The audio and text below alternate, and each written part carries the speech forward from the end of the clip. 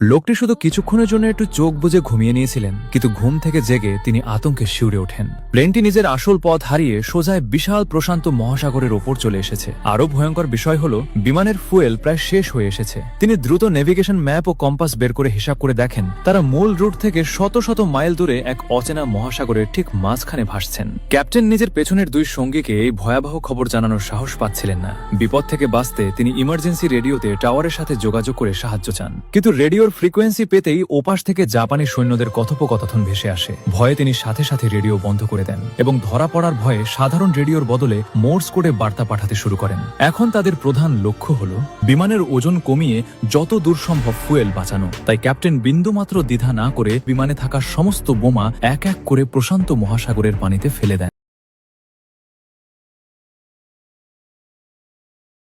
তারপর বিমানের মুখ ঘুরিয়ে সিগন্যালের সন্ধানে এগোতে থাকেন, কিন্তু ক্যাপ্টেনের সব আশা ধূলিসাৎ হয়ে যায়। টাওয়ারের ওপাশ থেকে কোনো উত্তরই আর আসছিল না। ফুয়েল মিটার একদম শূন্যের কোঠায় পৌঁছালে ক্যাপ্টেন অবশেষে দুই সঙ্গীর কাছে সত্য প্রকাশ করেন এবং তাদের ইমার্জেন্সি ল্যান্ডিং এর জন্য প্রস্তুত হতে বলেন। নির্দেশ পেয়ে তারা দ্রুত নিজেদের সিট বেল্ট বেঁধে ইমার্জেন্সি পজিশন নেয়। এক বিকট ধাক্কায় প্লেনটি সমুদ্রের পানির উপর ল্যান্ড করে, কিন্তু সংঘর্ষের প্রচণ্ডতায় ককপিট ফেটে হু হু করে সাগরের পরের পানি ভেতরে ঢুকতে শুরু করে। আর কিছুক্ষণের মধ্যেই বিমানটি সাগরের তলদেশে তলিয়ে যাবে। ক্যাপ্টেন কোনো মতে ককপিট থেকে বের হয়ে ইমার্জেন্সি লাইফ রাফট বোটে হাওয়া ভরার তোড়জোড় শুরু করেন এবং দুই সঙ্গীকে সাহায্যের জন্য ডাকেন, কিন্তু পিছনে ফিরে তাকাতেই তার রক্ত হিম হয়ে যায়। বিমানের সাথে তার দুই সঙ্গীও গভীর পানিতে তলিয়ে গেছে। ভাগ্য ভালো, পানির নিচে শেষ মুহূর্তে তারা দুজন সিট বেল্ট খুলে কোনো মতে পানির উপর ভেসে ওঠে। তবে তাদের খাবার, জামাকাপড় ও সার্ভাইভাল কিট প্লেনের সাথেই সাগরের অতলে তলিয়ে যায়। পানির উপরে এসে তারা দেখে তাড়াহুড়োয় ক্যাপ্টেনের হাতে লাইফ রাফটটি উল্টো হয়ে পানিতে ভেসেছে। তিনজনে মিলে সমস্ত শক্তি দিয়ে ছোট্ট বোটটিকে সোজা করে নেয়। ক্লান্ত শ্রান্ত হয়ে তারা বোটের উপর উঠে বসে, কিন্তু বোটের সাইজ এতটাই ছোট ছিল যে তিনজন মানুষকে একদম গায়ে গা লাগিয়ে গাদাগাদি করে বসতে হচ্ছিল। তবে তারা জানতো না আগামী দিনগুলোতে তাদের জন্য কি অপেক্ষা করছে। রাতের বেলা মহাসাগরের আবহাওয়া চরম ঠান্ডা হয়ে ওঠে। পানিতে ভেজা শরীর নিয়ে হাড় কাঁপানো ঠান্ডায় তারা থরথর করে কাঁপতে থাকে এবং একে অপরকে জড়িয়ে ধরে কোনো মতে রাত কাটায়। পরদিন সকালে তারা কড়া রোদে জেগে ওঠে, কিন্তু তারা প্রথমে বিষয়টিকে তেমন গুরুত্ব দেয়নি।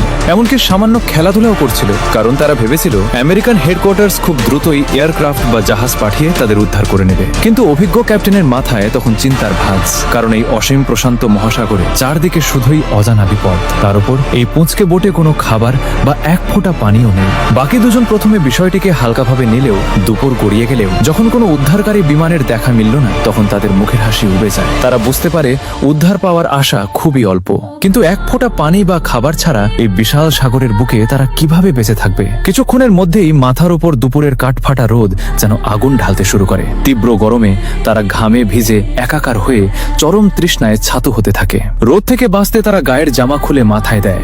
এক ক্রু খিদের জ্বালায় একটা বড়শির হুক বানিয়ে পানিতে ফেলে মাছ ধরার চেষ্টা করতে থাকে। ক্যাপ্টেন তাকে কাপড়ে মাথা ঢাকতে বললেও সে তা করে না। অবশেষে কোনো মাছ না পেয়ে আর চরম গরম সহ্য করতে না পেরে সে লাইফ জ্যাকেট গায়ে দিয়ে এক লাফে সাগরের ঠান্ডা পানিতে নেমে পড়ে। অন্য সহকর্মীও পানিতে নামতে চাইলে ক্যাপ্টেন কড়া গলায় তাকে আটকে দেন, কারণ এই বোটের নিয়ন্ত্রণ রাখতে সবসময় অন্তত দুজনকে বোটে থাকতে হবে। আর তার চেয়েও বড় ভয় পানির নিচে শিকারী হাঙরের আনাগোনা। কথাটি শেষ হতে না হতেই সাঁতার কাটা ক্রুটি খেয়াল করে পানির নিচে কালচে মতো কিছু একটা তার দিকে তেড়ে আসছে। ভয়ে তার আত্মা বের হয়ে যাওয়ার উপক্রম হয়। সে নিজের সব শক্তি দিয়ে সাঁতরে সাথে সাথে বোটে উঠে আসে। নিরাপত্তার স্বার্থে ক্যাপ্টেন সবাইকে বোটের ভেতরের দিকে চেপে বসতে বলেন, যাতে পানির হাঙর তাদের নজর না করে। দেখতে দেখতে এভাবে না খেয়ে 3 দিন কেটে যায়। পানির অভাবে গলা শুকিয়ে কাঠ হয়ে গেলে তৃষ্ণা মেটাতে ক্যাপ্টেন নিজের চামড়ার জুতো তুলে নিয়ে তাতে নিজের প্রস্রাব জমা করেন। তারপর মুখে তীব্র ঘৃণা নিয়ে চরম অনিচ্ছায় তা গিলে নেন, যাতে গলার শুষ্কতা কিছুটা হেও কমে। বাকি দুজন এই জঘন্য দৃশ্য দেখে বমি করার উপক্রম হয় এবং তারা জানায় মরে গেলেও তারা এই পথ বেছে নেবে না। সময় বাড়ার সাথে সাথে পানির অভাবে তাদের মানসিক ভারসাম্য নষ্ট হতে শুরু করে।